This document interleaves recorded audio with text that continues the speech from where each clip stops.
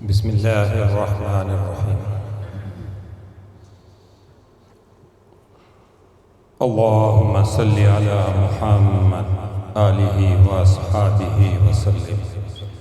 اللہم صلی علی محمد آلہ واصحابہ وسلم۔ اللہم صلی علی محمد آلہ واصحابہ وسلم۔ لا الہ الا اللہ، لا الہ الا اللہ، لا الہ الا اللہ، لا الہ الا اللہ، لا الہ الا اللہ، لا الہ الا اللہ، لا الہ الا اللہ، لا الہ الا اللہ، لا الہ الا اللہ۔ اللہم صلی علی محمد آلہ واصحابہ وسلم۔ اللہم صلی علی محمد آلہ واصحابہ وسلم۔ اللہم صلی علی محمد آلہ واصحابہ وسلم۔ یا اللہ، تو ہمیں ایسا بولنا اور ایسا سننا نصیب فرما جس میں تیری رضا شامل ہو، حضور صلی اللہ علیہ وآلہ وسلم کی اطاعت شامل ہو، محبت شامل ہو، عشق شامل ہو،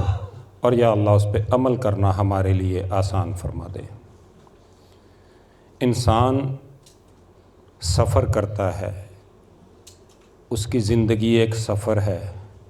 سفر میں وہ بہت سارے لوگوں سے ملتا ہے۔ کبھی وہ اپنے بارے میں گفتگو کرتا ہے، کبھی وہ کسی کے بارے میں کہتا ہے، کبھی وہ کسی دو لوگوں کے بارے میں کہتا ہے،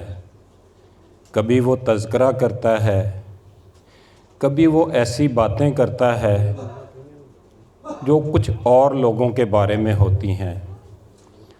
اور جیسے جیسے ہم یہ دیکھتے چلے جاتے ہیں کہ اکثر زندگی انسان کی ایسی گفتگو میں گزرتی ہے جو اس کے اپنے بارے میں نہیں ہوتی، کسی اور کے بارے میں ہوتی ہے۔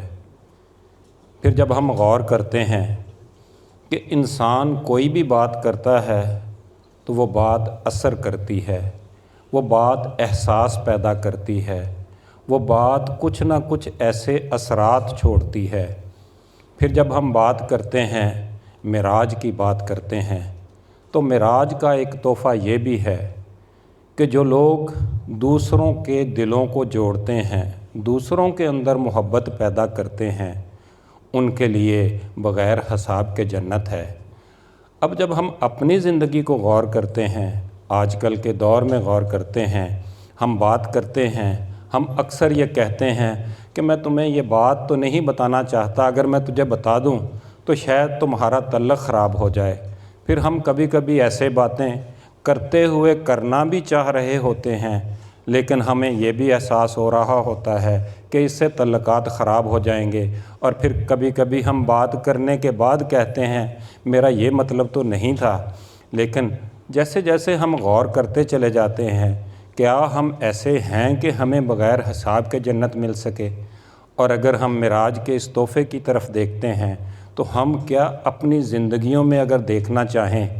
ہم کچھ پل کے لیے اپنے آپ کو روک کے دیکھیں کہ جو بات ہم کر رہے ہیں کیا یہ ہمارے اللہ کو پسند ہے؟ کیا یہ کسی دو لوگوں کو آپس میں جوڑنے والی ہے؟ کیا یہ کسی دو لوگوں کے اندر محبت پیدا کرنے والی ہے؟ اور اگر یہ باتیں ہم تھوڑی دیر رک کے سوچنا شروع کر دیں تو ہم دیکھیں گے کہ بڑی جلدی ایک ایسا معاشرہ جو مسلمانوں والا معاشرہ ہو، جو اسلام والا معاشرہ ہو، صرف ایک بات کو اگر ہم اپنی زندگی میں اپلائی کرنا شروع کر دیں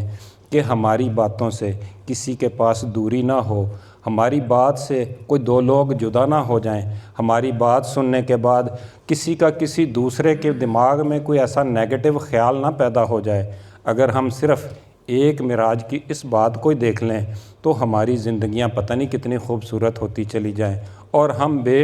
اس حساب کے بغیر جنت میں جانے والے ہوتے چلے جائیں گے۔ لیکن اگر ہم آج کل اپنے آپ پہ بھی غور کرتے ہیں تو ہم بات کرتے کرتے ایسی بات کر جاتے ہیں جس سے تلخیاں پیدا ہونا شروع ہو جاتی ہیں، جس سے کیونکہ ہم لوگ انسان ہیں،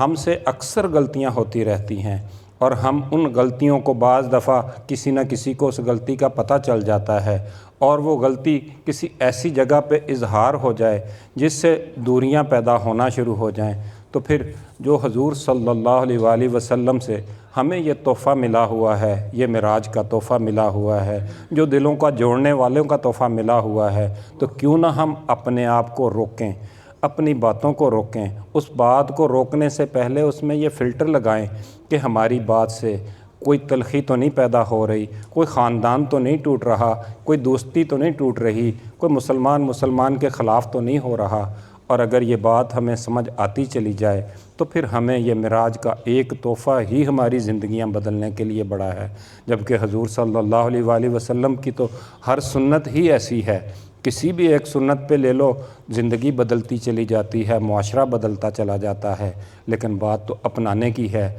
تو ہم وعدہ کرتے ہیں اپنے اللہ سے، اپنے آپ سے اور ایک دوسرے سے کہ ہم گفتگو میں کوشش کریں گے کہ جوڑنے والی گفتگو کریں، اخلاص والی گفتگو کریں، ایک دوسرے سے محبت والی گفتگو کریں۔ اللہ تعالی ہمیں صحیح دین کی سمجھ عطا فرمائے۔